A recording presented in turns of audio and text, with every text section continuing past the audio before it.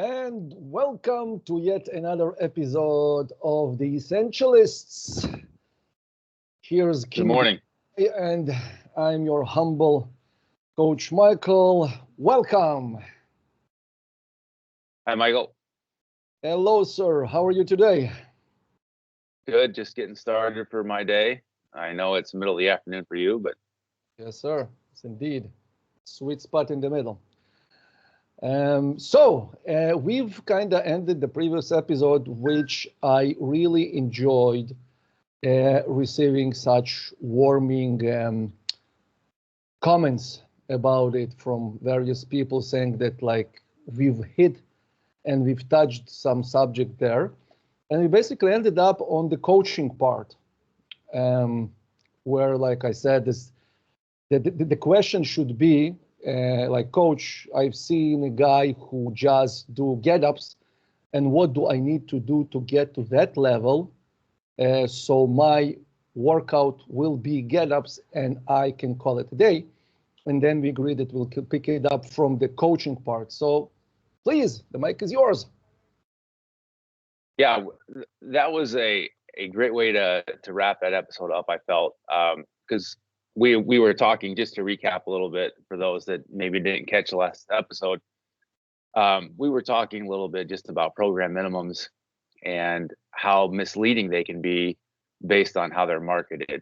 And all you need to do is this exercise or these two exercises, and you can, look like whatever, person out there is selling their program or their tool. And, you can look like me in 5 easy steps or whatever the marketing is. And you had brought up that point that, instead of saying, I'm going to buy this program to look like this person, because that's what they do, we need to ask a better, more in-depth question to a qualified individual that would say, how do I get to that level?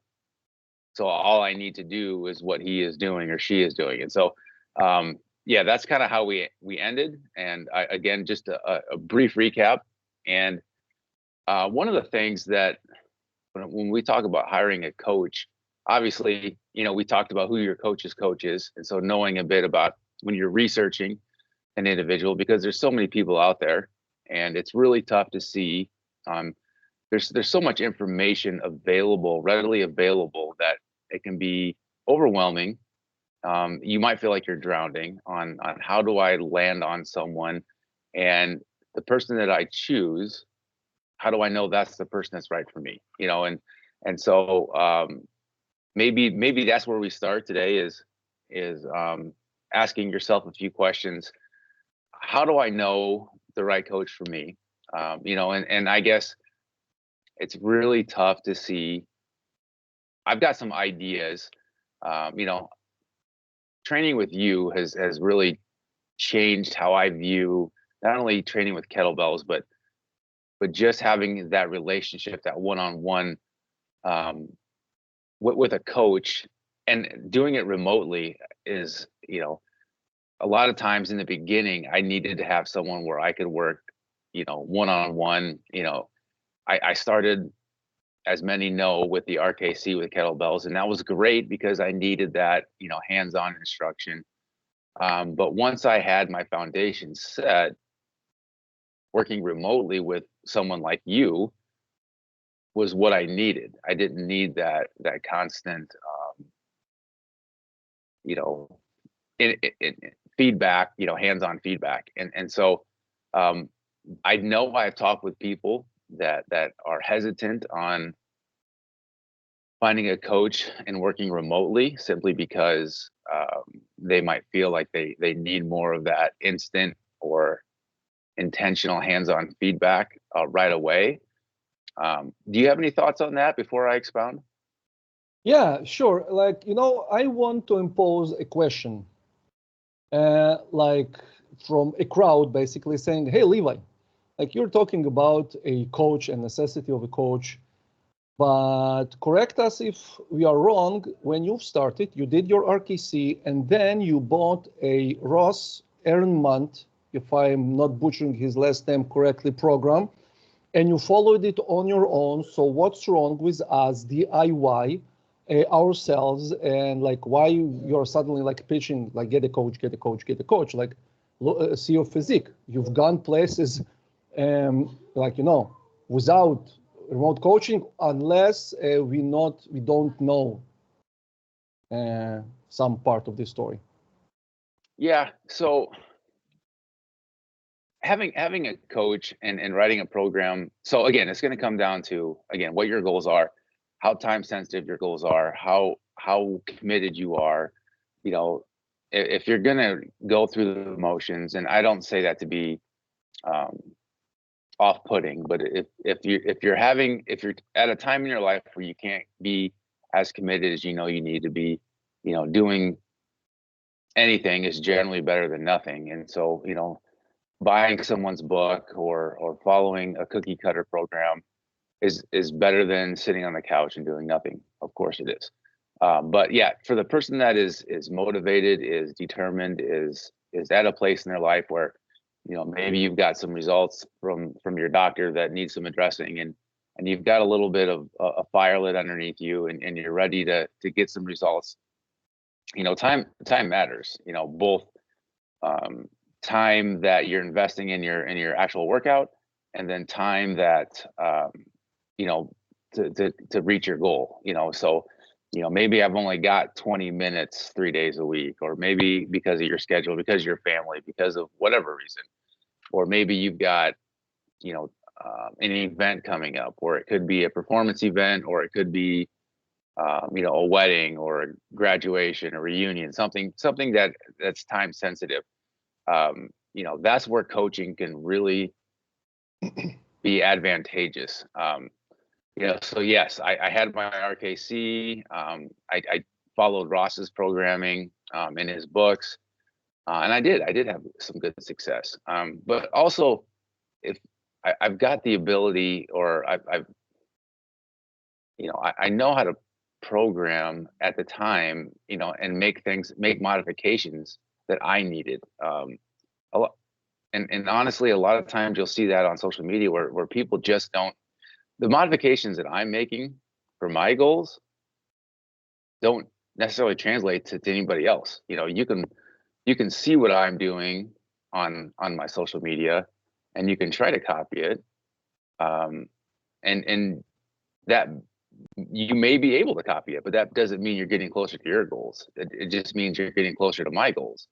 Absolutely. And they may not be the same thing. And so unless you and I have had a conversation on what's the best way for me to get to your goals, Levi, well then, yeah.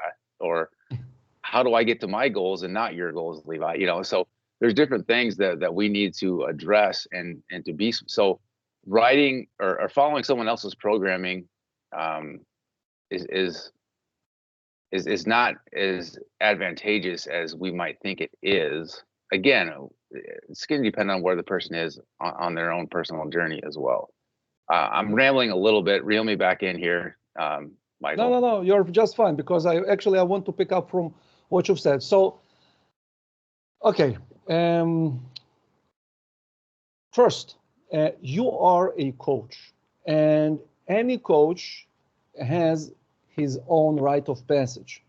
So as a coach, as something who is about to make a living out of it, following someone else's cold programs is an experience that we won't professionally have and own how to try and deconstruct and see and feel and learn how to pop the hood of that written program and really like trying to understand how it works. Like this cable goes there. Oh, so this ignites this and this follows that. So you kind of begin to understand how programming works for yourself.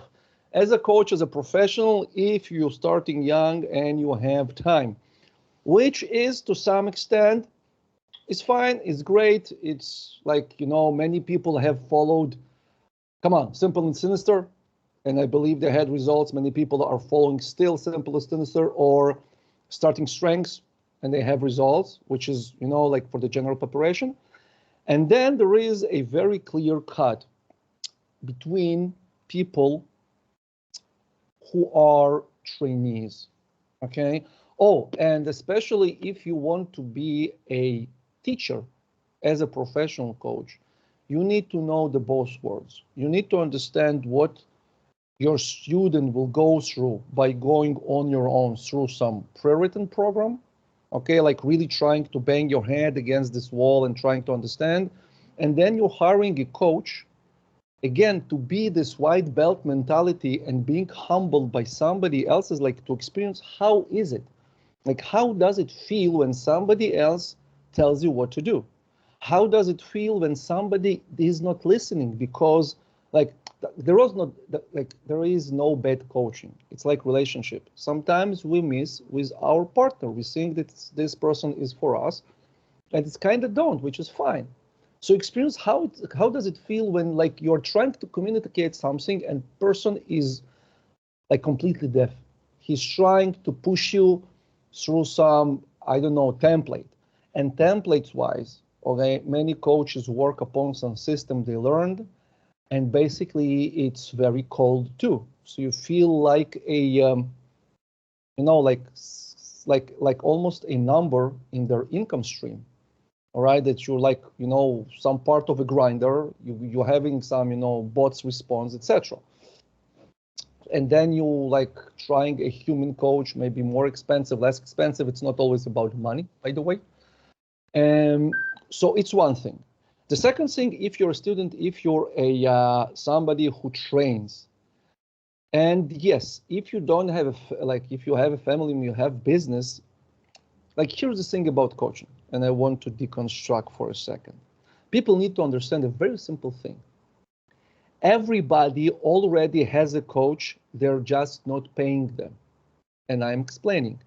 The people you follow on social media, they are coaching you whether you like it or not, because you are following them, you are inspired by them, and the sum of 5 coaches that constantly run through your Instagram feed, this is basically you. So if you are not happy with the results you have, try to understand who your coaches are. Like, who do you follow? If you are 40-something, following some young, half-naked kid, all right, with bodybuilding body, doing stuff, again, the kid may be great, but you are 40-something. All right, it's like dating somebody with like 18 when you're 65. Like it doesn't work. All right, or if you're following some rehab guys, which is nice for knowledge, whatever, but you're pursuing event, again, you're mismatching. You're doing some functional stuff that are deliberately made for people who are going through some rehab phases. And there is a notion of copying functional coaches who work with pro NFL athletes doing crazy stuff on Bosu balls and with not even loaded barbells, etc. Like, it looks very sexy and appealing, but most probably you are far behind those guys, and you don't need to do it. You just need a plain barbell and do some plain squats. All right, so you already, everybody already has a coach. As far as paying goes and money-wise, it's some psychological caveats. First is the level of your commitment. Because for my for my confidence, I want to oblige myself to be committed to the process. That's why I am insisting of paying money, because it my statement to myself that, hey, Michael, you worth it. You worth it every goddamn dollar that you've paid, because you are it. You're great. Go and get it. And then you're like, all right. Because unless you're paying, you're playing, basically. And most often, and I'll shut up in a second, people paying money that they are willing to lose.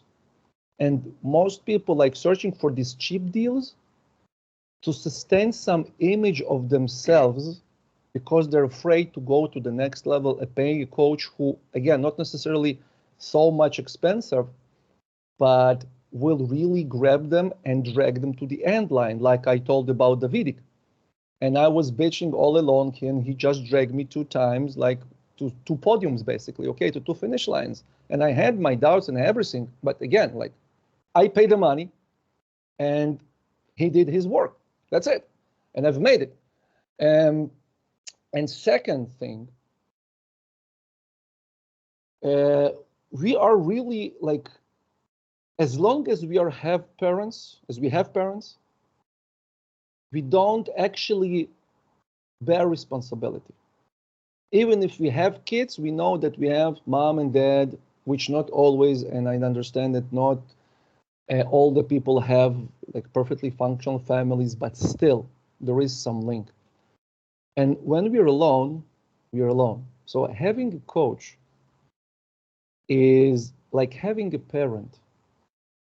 You absolutely take every responsibility of your own process and you delegate it to a coach to be your parent, to help you, to guide you, to reconnect you with some, maybe long forgotten feeling from childhood that, somebody is like really looking after me.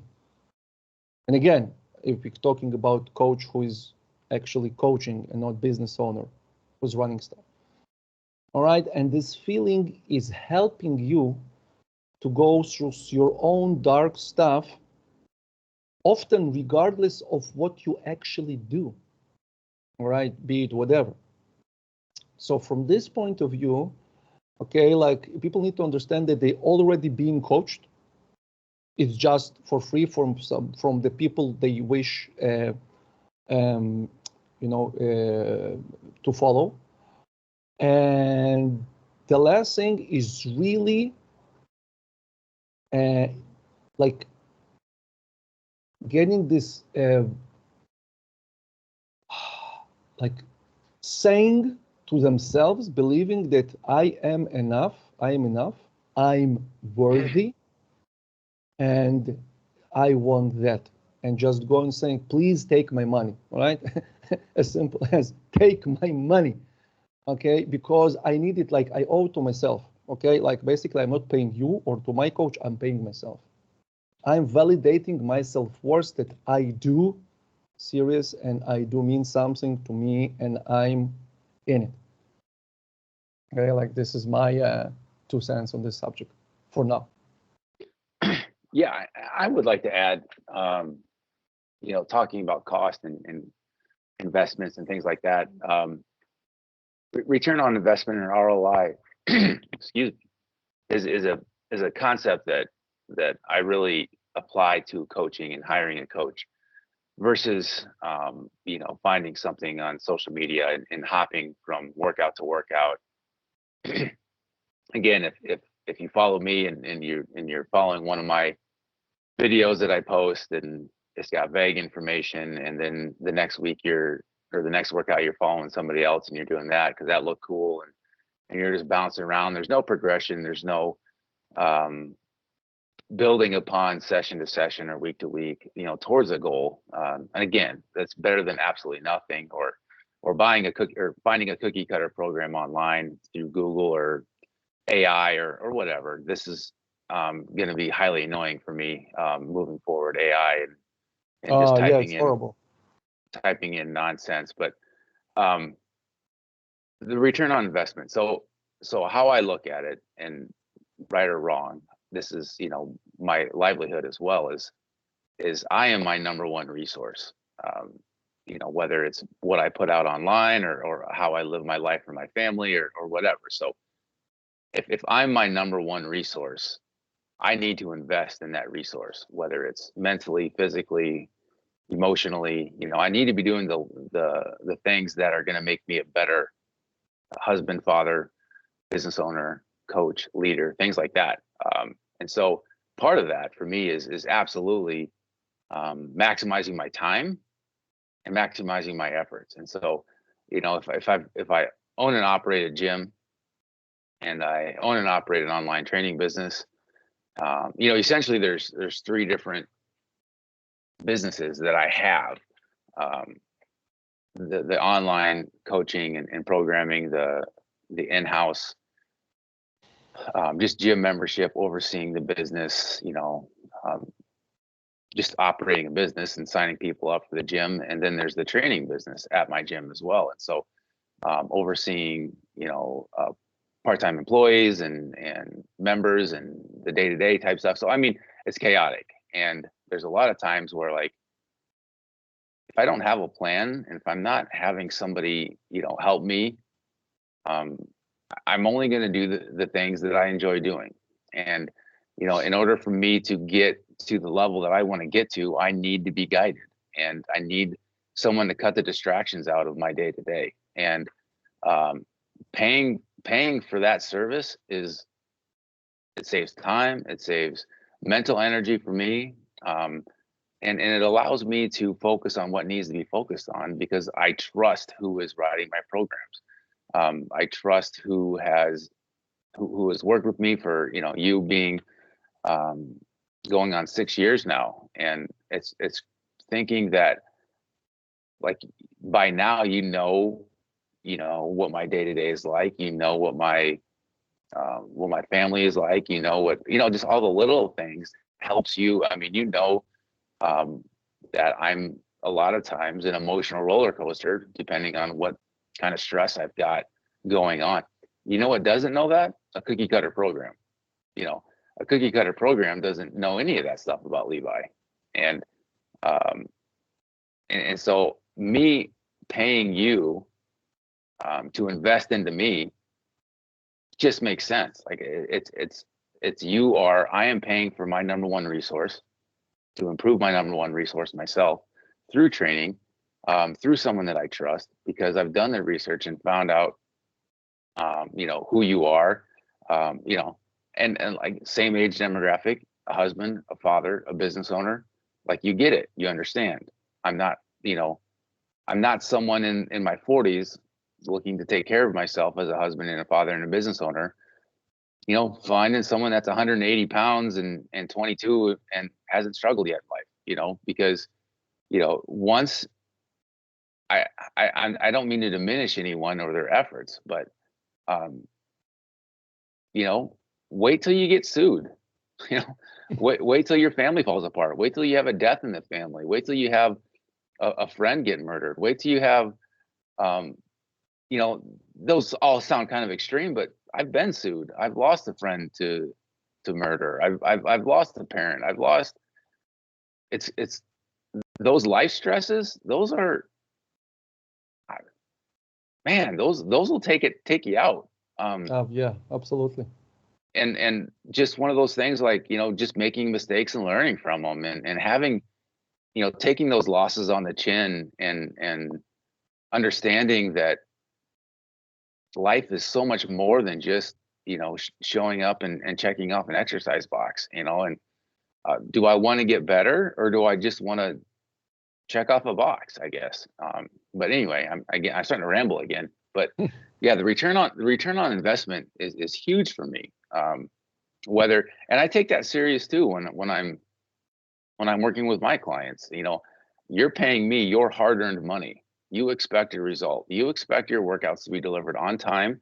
You expect them to be progressed or regressed intelligently, because you need to be the best version of you. You don't need to be the next version of whoever you reach out to me for a reason, and I take that serious. And so that's one of the things where, you know, that's why I'm up early in the morning or up late at night or on the weekends, and I'm returning messages, you know, as quickly as I can, just because I understand, like, you're paying for a service, you worked hard for that money, and you could have given it to anybody else.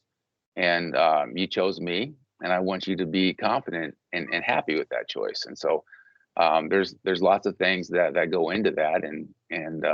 But yeah, so return on investment, that's a big one for me. You know, and saving time.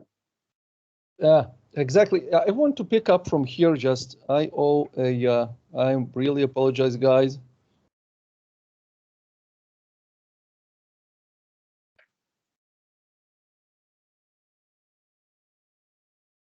Um, Sorry, back with. So I want to recap on the ROI, a couple of things. First of all, let's look at it from a very cold, quote unquote, money perspective. Like I had students, and I always say I don't have clients because I respect you enough not to make you my client.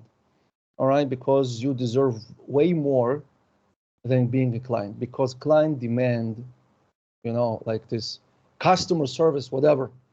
And I want you to put in the place of a student, because student is willing to expect and to go beyond and really grow something. But it's ROI wise, I had my students cried to me over conversations, sharing stuff about their lives that, like you're hearing that and you're thinking like, what do I complain about? All right. I had people walk through marital crises and what's not. And then, like, you understand, like from a coachee perspective, like, hey, I've paid only this sum of money and I got like life coaching, often almost a shrink, and a fitness coach in a single like 18 bucks, whatever, like it's the cheapest deal I can cut for myself, because if you sum each of these services independently, it will arrive what to $400. And I kind of like ask my student, like, how much does a therapist cost independently, and how like life coaching?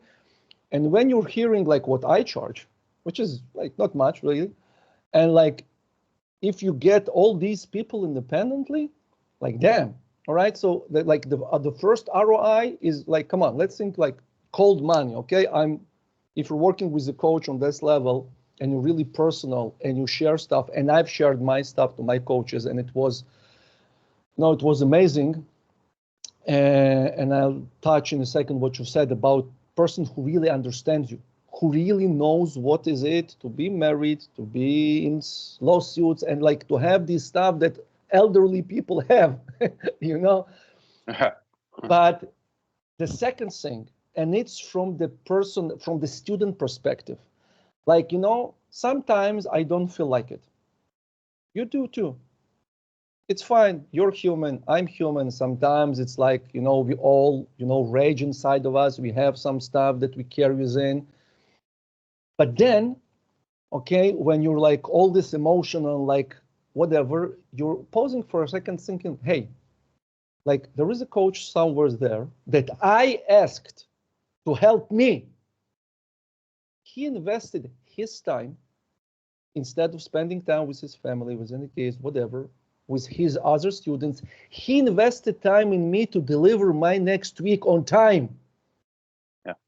How can I like disrespect this man's time by acting like, I don't know, like, some whatever?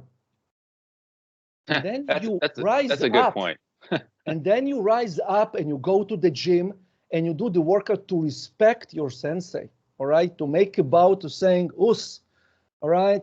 Because you've asked, you paid, and you know what? I am like, stealing somebody else's life. It's like the biggest dishonor that you can do for someone. Like, at least have a boss say, you know what? I'm done. Thank you. Keep the money. All right. It happens. But within, okay, respect your teacher. Somebody put his time and really set. Like, people don't know that you and I, when we do the weekly updates, it's not just, farting some numbers and putting in a spreadsheet and like, go over. It's actually running through the previous weeks, seeing what you've done, reading the messages, and then trying to understand how what I do with Levi now for next week, and keeping the end goal. Okay, so it's like you're keeping this whole universe of the past and the future, and you're sitting in the present, and it really takes like emotional effort to invest in the person and write this week. All right, so it's not just, like, preloaded template, like, here's the weekend. Yeah. I just changed the numbers from the 24th to 32. Go have fun. No. Okay, and the second, when you've touched, about if you really want to grow. Like in Zen, there is a saying, a knife cannot cut itself, a fire cannot burn itself, because we are unaware of who we are. Because like you can see your back, like none of us. All right. And the stupidest thing is, you know, not a stupid, but if you're training on alone and with programs and you film yourself, you're seeing everything in retrospect. And after you get injured or something, seeing the video is basically pointless. Okay, it already happened. But the coach sees you for what you are, what you don't see. And this, what you said, that if I'll train alone, I'll do stuff that I like. Same here. Okay, I'll do stuff that I like, that come easy to me. Okay, but the coach says like, no. All right, and he pivots you a little bit, you know, to the other side, and he makes you really expand because, again, like, you know, this is what you want. And you know how many, like I have numerous programs that I've bought. Okay, I've paid coaches, and they're out there, you know, lying in a folder. And I believe each of us have some secret folder with programs that we want someday maybe to do. All right, good luck with that. Okay, no, if I'll want it, eventually I'll come and, you know, like, and yeah, I'll hold myself responsible by investing in me. So again, I'm not paying to my coach, I'm paying myself. I'm buying my own success here, right? Like this, the sentence. Yeah, it's truly, you're right. It's if you're willing to spend the money, if you've got some skin in the game, you're going to be a lot more committed. And I like that spin you put. Maybe it's not a spin, but how I don't want to disrespect your time as your student, because like I said, I understand you're a husband, a father, a business owner, and I know that it's as soon as I complete my workout that you prescribed for me, I'm updating it. I want you to have that information as soon as possible in case your schedule dictates that you need to work on it at a different time. And I would rather you have the information you need to progress my next week as soon as it's available. That way you can do with it when you can address it whenever your schedule allows. And that's something that I try to communicate as well. Is you know, I like to work on my online programming for other people when I've got downtime at work, because at the gym, because I just as soon do it there than I would, you know, on my weekends. Or my weekends, I want to go out and I want to shoot my gun and I want to go for a walk and I want to, you know, spend time with my wife. And this summer when my daughter's around a little bit, I want to spend time with her, and I don't want to sit in front of a computer. So having that information, you know, as soon as it's available is fantastic. And so anyway, I've been rambling a lot today. No, you haven't, because you know, like the last thing I want to put before we say goodbye, to say, as you've mentioned the question that we did not answer, like how you pick a coach. So here the answer, and you actually said it, but I want just to make it clear. Don't look on the person's physiques, regardless. All right. Or actually two things. Don't look about on his numbers. Check his life. All right. See how he lives, because this is your answer. Okay. It's not my numbers. It's not my, you know, results. It's the way I live, the way I manipulate life. All right. Waking at 5 a.m. doing laundry. You know, fixing food for my kids, and while my kids in the morning, I hang the laundry, then I take them to the kindergarten, then I work on my business, then I cut some time to do my own program, like to respect my coach, and then back to take the kids from the kindergarten. So this is my life, and I'm managing it like 24/7. So if you're that kind of a guy, I will probably can help you, because I know how it feels. And I know how it feels when you're feeling so overwhelmed that you just want to like get in the car and, you know, drive away, and that's it. All right. And I know how stressful it is, and you need to take this stuff to consideration. So please, all right, like check the other people life, how his kids are, like who he's raised, because I'm sure not many people know that Shay gave a TED talk. So you raised a daughter who had a TED talk.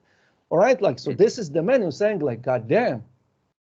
All right, like he's coaching, and like I actually don't like care what you do, because I need my own stuff. All right, but this is the way that you begin to nitpick your coach. All right, I understand that 6 abs and perky tits sell more than, you know, some bald guy with glasses. Fine, all right, but please give the bald guy with glasses a chance, because he might know something about life that those kids don't still.